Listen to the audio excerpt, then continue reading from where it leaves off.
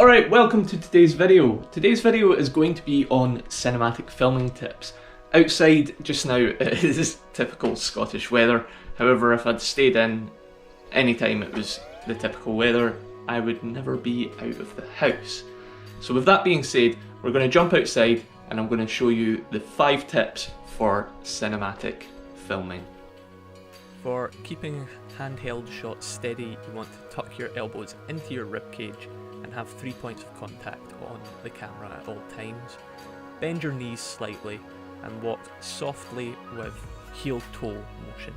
This is warp stabilised footage with that method of sidestepping and walking straight forwards. Mix up your angles, get shots whereby humans wouldn't normally see, so from low down or really high shots, big vantage points. That's why drone shots are so appetizing for viewers to see.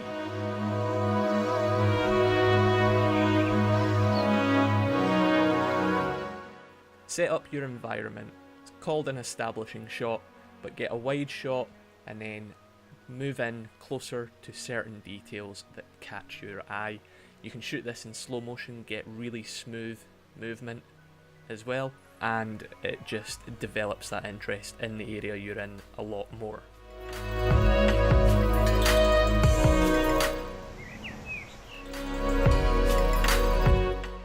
Getting a good balance of shots is critical as well. You don't want too many static shots and you don't want too many shots that whip pan the viewer all over the place so they have no idea where they are and are really disorientated. You want to strike a good balance within your piece.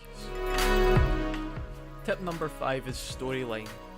Now you want to focus on 3 points: music, so tone, emotion and speed, etc.